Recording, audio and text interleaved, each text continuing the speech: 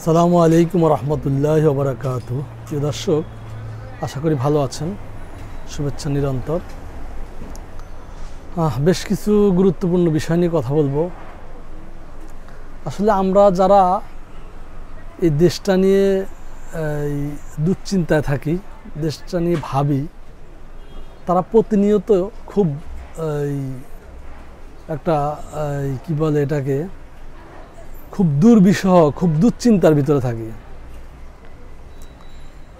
মানে এই দেশে নানান ষড়যন্ত্র আছে, হ্যাঁ, এবং কে নায়ক, কে খলনায়ক, কে ভিলেন, এই বিষয়গুলো আমাদের অনেক ক্ষেত্রেই চিনতে কষ্ট হয়, হ্যাঁ, বা সময় মতো চিনি না, বা সময় মতো বুঝি না। এরকম অনেক সময় আছে, অনেক সমস্যা আছে। গতকালকে এই পিনাকির আলোচনা নিয়ে একটু কথা বলবো আজকে। আসলে পিনাকির আলোচনা আমি দীর্ঘ লম্বা সময় ধরে দেখি, ধারাবাহিকভাবেই দেখি।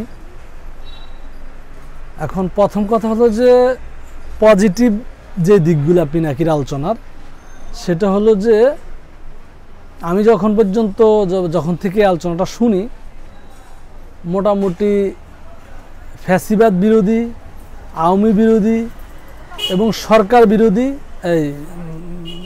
ইন্ডিয়া বিরোধী আলোচনায় মূলত গুরুত্বপূর্ণ স্থান পায় ওনার আলোচনায় আর কি। এবং সেটাই পাওয়ার কথা, মানে বাস্তবতাই এমন। এবং কি বাংলাদেশ না, আমাদের জানা মতো বাংলাদেশ বিষয়ে যারা কথা বলে, ইউটিউবিং করে, তাদের ভিতরে অন্যতম ওনার আলোচনা সবচেয়ে তথ্যবহুল আলোচনা উনি করে থাকেন।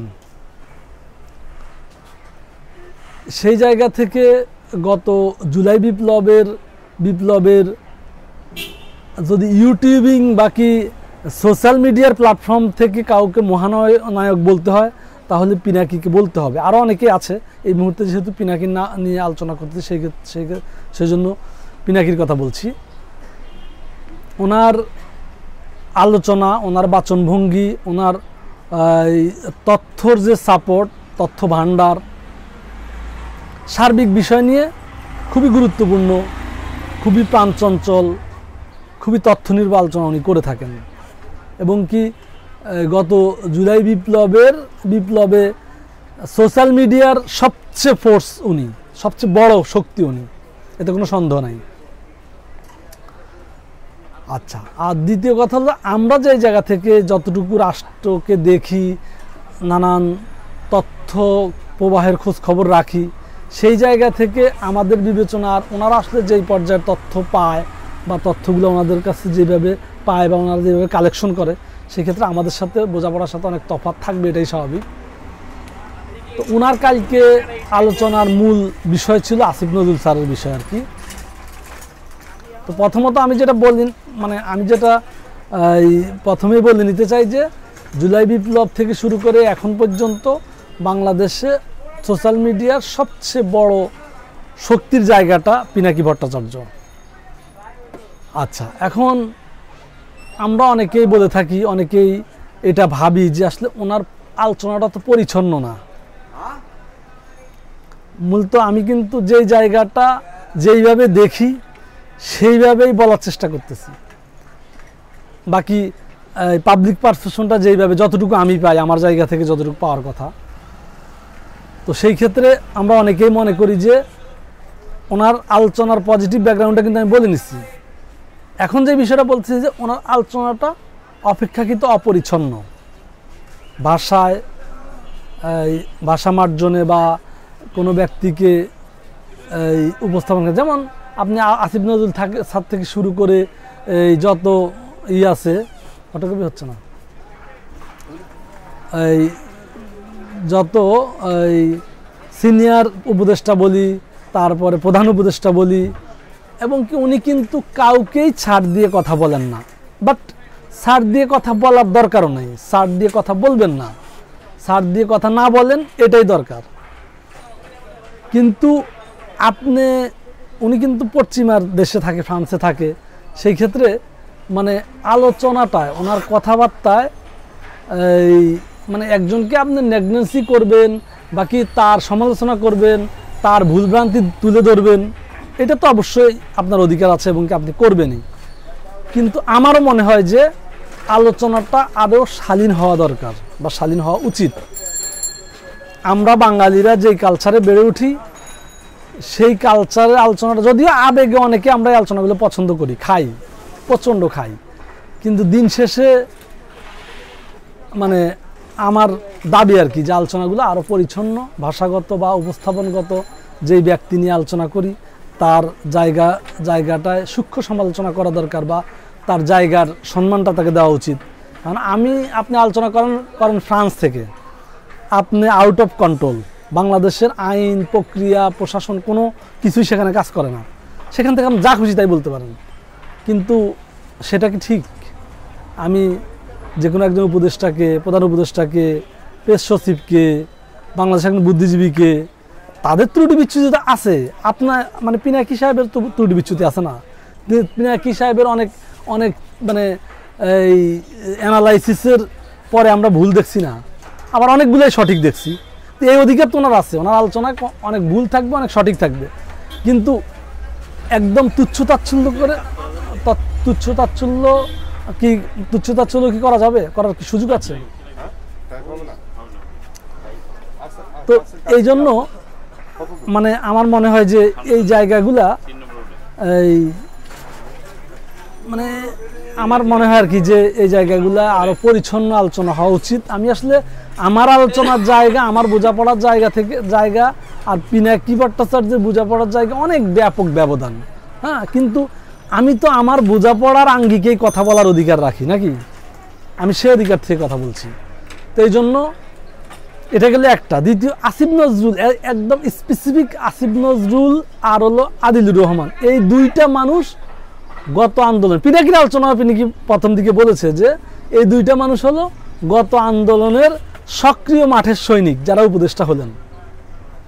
এবং কি আমরা সবাই খুব পজিটিভলি শুরুতে আসিফ নজরুল স্যারের ব্যাপারে আশাবাদী ছিলাম।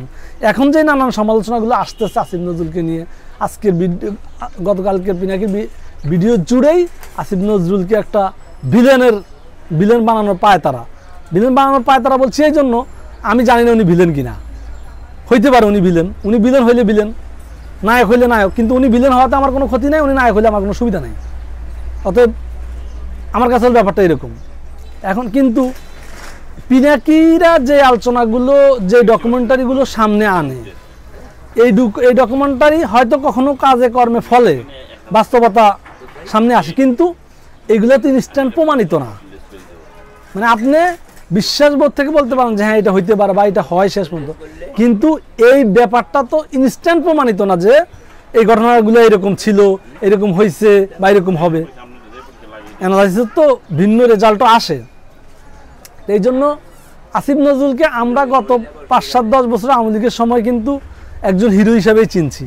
বিভিন্ন আন্দোলন সংগ্রামে উনি সামনের সারিতে ছিলেন, মিছিল মিটিংয়ে ছিলেন, উনি বিভিন্নভাবে সরকারের চোখে চোখ রেখে কথা বলছেন বাংলাদেশে থেকে। আপনারা তো সোশ্যাল মিডিয়ায় কাজ করেন, কথা বলেন, অনেক বড় প্ল্যাটফর্ম হয়েছে, আপনারা তো দিন শেষে এই দেশের সরকার প্রশাসনের বাইরে থেকে কথা বলেন, তা আপনারা যা খুশি তাই বলতে পারেন। কিন্তু আসিফ নজরুলটা তো যা খুশি তাই করতে পারে না, যা খুশি তাই বলতে পারে না। আর দ্বিতীয়ত কথা হলো যে আপনারাও যদি সরকারের একটা অংশ হয়ে যেতেন, তখন কিন্তু আপনি চিন্তা করতেন যে সরকার বিভিন্ন দিক মেনটেন করে এই কথা বলতে হয়। আমার মতো, আপনার মতো বা আপনার মতো বলছি না, কারণ আপনি অনেক বড় ইউটিউবার, কিন্তু আমাদের মতো মানুষ যেইভাবে কথা বলতে পারি, একজন উপদেষ্টা কি সেভাবে কথা বলতে পারে? তাকে তো পুরো ডিপ্লোমেসিটা মাথায় রেখে কথা বলতে হয়। তারপরে আসিফ নজরুলের গত পরশুদিনের আলোচনা, উনি এই যাবৎকাল যেই ওনার মন্ত্রণালয়ে যেই কাজগুলার করেছেন, সেই ফিরিস্তিটা উনি টেনেছেন, সেই বিষয়গুলো নিয়ে একদম পাই টু পাই পিনাকি আলোচনা করেছেন বা সমালোচনা করেছেন। কোনো জায়গায় বলেছেন যে হ্যাঁ ভালো করছে বা চেষ্টা করছে, বেশিরভাগ জায়গায় উনি পছন্দ হয়নি ওনার কাজ। আসিফ নজরুল নিজেও তো 10-এর ভিতর 4 দিচ্ছে নিজেকে, তো আসিফ নজরুল নিজেও তো হ্যাপি না। উনি একটা লোক যদি 10-এর ভিতর 4 পায় সে কি হ্যাপি? সে তো হ্যাপি না। তো আপনিও বলতেছেন যে উনি ভালো কাজ করে নাই, তাহলে তো আপনারা আসিফ নজরুলের আলোচনা একই। উনি নিজেও বলতেছেন যে আমি সফল না, আমি পরিপূর্ণ কাজ করতে পারিনি, আর আমি 10-এর ভিতর 4 পাইছি, আপনিও তাই বলতেছেন, তাই না? আমরাও তাই বলতেছি। অতএব আসিফ নজরুলের কর্মকাণ্ড নিয়ে কেবল কথা বললেন। আর আরেকটা কথা বলি, আমি এটা সাহস করে বলে ফেলি, যদি পিনাকিকে নিয়ে আলোচনা করাটা এ বিষয় নিয়ে অনেক ভাবাই তুলছে আমাকে, তারপরও আমি তো এমন একটা দেশের জন্যই আন্দোলন সংগ্রাম কথা বলি যেখানে আমি সব বলতে পারবো। আমার মনে হয় আর কি যে এটা বলা ঠিক হবে কিনা, আসিফ নজরুলের উপর পিনাকির একটা ভিন্ন কারণে ক্ষোভ আছে। কেন বলছি ক্ষোভ আছে, মানে আমি কারণটাও বলি, এটা আমার কাছে মনে হয় আর কি। আপনারা জানেন যে যখন গণ অধিকার পরিষদের নূরপন্থী নূররা, মানে নূরের একটা অংশ আলাদা হয়ে গেছে, ওই মুহূর্তে কিন্তু পিনাকি নূর রাশেদকে নিয়ে বেশ কিছু ভিডিও করেছে, মানে যেইগুলা আপনি বাংলাদেশের রাজনীতির দুইটা পক্ষ যদি দুইটা দল হয়ে যায়, আপনি স্টেবল করে কথা বলার কথা। কারণ আপনি দুষ্ত্রুটি হয়তো একজনের কাছে শুনছেন, আরেকজনের কাছে শুনেন নাই, তাই আপনার আলোচনা স্টেবল থাকার কথা। কিন্তু পিনাকির ভিডিওর হেডলাইন ছিল নূর রাশেদকে মাটিতে পুঁতে ফেলবো। কেন রে ভাই, আপনি নূর রাশেদকে মাটিতে পুঁতে ফেলার কে? আর কেন আপনি কি একজন অ্যাক্টিভিটিস হিসাবে এটা বলতে পারেন, এই হেডলাইন দিতে পারেন? তাদের বোঝাপড়ার ঘাটতি হয়েছে, তাদের ভুল হয়েছে, তাদের ত্রুটি হয়েছে, তারা আলাদা হয়েছে, এটা তো আপনার কাছে খুব বেশি মেজর ফ্যাক্টরি হওয়ার কথা না। বাংলাদেশের 3য় বা 4র্থ শ্রেণীর একটা রাজনৈতিক দল হলো গণ অধিকার পরিষদ, ওইটা নিয়ে আপনার হেডেক হইল কেন? আচ্ছা হয়েছে, ভালো কথা, নূর রাশেদকে আপনি স্পেসিফিক একাধিক ভিডিও করে তুচ্ছ তাচ্ছিল্য করেছেন, তারপরে ওই মোসাদ নূর টুর সেই সব আলোচনা সামনে আনছেন, এগুলো কিন্তু কোনো ঘটনায় প্রমাণিত না, এটা মুখরোচক আলোচনা। আচ্ছা, তো সেই ক্ষেত্রে পিনাকি তখন দেখছি নূর রাশেদের প্রচণ্ড বিপক্ষে কথাবার্তা বলছে। এখন ওই মুহূর্তে পিনাকি কিন্তু যে ছোট্ট অংশ ছুটে গেছে, অর্থাৎ রাশেদ, ফারুক, তারেক, এদেরকে নিয়ে এদেরকে প্রচণ্ড পক্ষে কথা বলছে। তাহলে আপনি এটা কিভাবে জাস্টিফাই করে ফেললেন যে এরা খুব ভালো, এরা খুব খারাপ, কিন্তু 5 দিন আগের একসাথে ছিল? তো যেই দুই খুব খারাপ আর খুব ভালো একসাথে কদিন আগে ছিল, তো দুইজনই তো খারাপ। আপনি তো আপনার আলোচনা এটা বলেন নাই। আচ্ছা, তো সেই আলোচনা থেকে যখন তারেকের সাথে আপনাদের ভালো সম্পর্ক, বা তারেককে নিয়ে আপনি পজিটিভ আলোচনা করছেন, তারেকের গলায় ফুলের মালা দিয়ে দিয়েছেন, কিছু কিছু আলোচনা আমি দেখছি, সেই জায়গা থেকে এখানে আরেকটা ফ্যাক্টর আছে। আসিফ নজরুল নূররা যখন ভাগাভাগি হয়ে গেছিল রেজা কিবরিয়ার সাথে, আসিফ নজরুলই প্রথম বলছিল যে এটা নূরের দল, নূর রাশেদের দল, এখানে রেজা কিবরিয়া কেউ না। সেই রেশিও থেকে আমার কাছে মনে হয় যে মানে আসিফ নজরুলের উপর পিনাকি সাহেব খুবই ফেড আপ। আমার এই অ্যানালাইসিসটা আমার ভুল হলে ক্ষমা করবেন, আমি এই জায়গা থেকে দেখেছি বা আমার চিন্তাধারা থেকে আমার কাছে এটা মনে হয়েছে। তো যাই হোক, তা এখন বিষয় হলো যে আমার বড় কথা হলো যে আমাদের গত বিপ্লবে মানে কন্টেন্ট ক্রিয়েটার বা সোশ্যাল মিডিয়ার অ্যাক্টিভিটিসদের ভিতরে সবচেয়ে মানে গুরুত্বপূর্ণ ভূমিকা রাখছে পিনাকি সাহেব। কিন্তু এই যে গত ডেইলি স্টার প্রথম আলোর ক্যাম্পেইন, প্রথম আলো অফিস ভাঙচুর সারা বাংলাদেশে হয়েছে, মানে আমি জানি না পিনাকি বা ইলিয়াস ওনাদের এই জায়গাটা এখনো ঠিকই রাখছে। ওনারা বলতেছেন না এটা করা হয়নি কেন, ওটা করা হয়নি কেন, গণমাধ্যম মানে প্রথম আলোকে এখানে প্রথম আলোর সব কিছুই ভুল ছিল, সব কিছুই অন্যায় ছিল, এটাও যদি আমি ধরে নেই, এটা ধরে নিলেও তো আপনি প্রথম আলোকে বর্জন করতে পারেন রে ভাই। আপনি কোক বর্জন করে সেখানে রিপ্লেস করছেন না, হয়েছে তো কেন আপনি প্রথম আলোকে ভাঙচুর করবেন, প্রথম আলোরে করবেন, প্রথম আলোকে ভাঙচুর করে বন্ধ করে দিতে হবে। এই জায়গাটায় যদি পিনাকি আর ইলিয়াস মনে করেন যে প্রথম আলোকে ভেঙে ইনস্ট্যান্ট তাদেরকে বন্ধ করে দিতে হবে, আমি এই বক্তব্যের সাথে, পিনাকি হোক আর ইলিয়াস হোক, এতে বড় কন্টেন্ট ক্রিয়েটার হোক, আমি এই বক্তব্যের সাথে একমত না। কারণ হলো যে